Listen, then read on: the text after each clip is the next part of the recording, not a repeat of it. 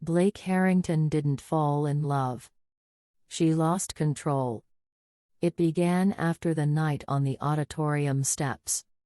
Blake told herself she only checked Evelyn's social media out of boredom. That she only noticed Evelyn stopped wearing oversized sweaters and started wearing fitted black tops because. Coincidence. That the tight feeling in her chest had nothing to do with the way Evelyn smiled now, freer, as if Blake no longer existed. That hurt more than it should have.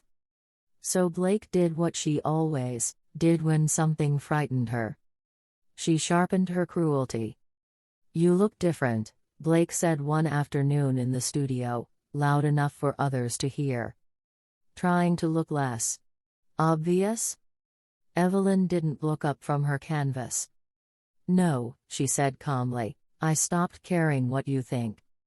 The room went still. Blake smiled, but it didn't reach her eyes. Inside, something cracked. The tension followed them everywhere. In hallways where Blake's shoulder brushed Evelyn's accidentally on purpose. In group critiques where Blake tore into Evelyn's work, then stayed awake all night thinking about it.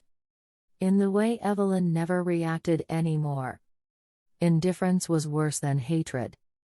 Blake started noticing her own hypocrisy. She bristled when guys flirted with Evelyn. Glared when a girl with a nose ring touched Evelyn's arm. Felt sick when Evelyn laughed, really laughed, with someone else. "She's not yours," Blake told herself. But she wanted her to be. And that terrified her. One night, after a gallery event, Blake drank too much. She found Evelyn alone in the courtyard, cigarette glowing in the dark. "You hate me," Blake said, too blunt, too close. Evelyn exhaled smoke slowly. "I don't hate you anymore." That should have been relief. Instead, it felt like rejection. "Then why won't you look at me?" Blake snapped. Evelyn finally met her gaze. "Because every time I do, I remember how small you made me feel." The words were quiet. They were lethal. Blake grabbed her wrist before she could stop herself. Not hard. But desperate. The contact sent heat through both of them. For one suspended second, neither breathed. Then Evelyn pulled away. "Don't," she said, "you don't get to touch me because you're confused." Blake staggered back like she'd been slapped. That night, Blake admitted the truth, to herself, to the mirror, to the ceiling. She didn't just want Evelyn. She wanted forgiveness without accountability. She wanted desire without consequences. And Evelyn refused to give her either. The next time they fought, it was worse.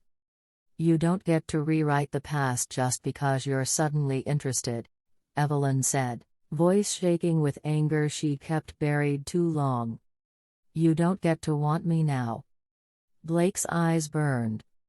"I didn't choose this." "No," Evelyn shot back.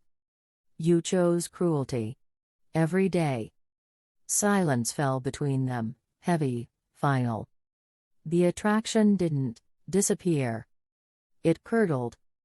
Every glance was loaded. Every near touch electric.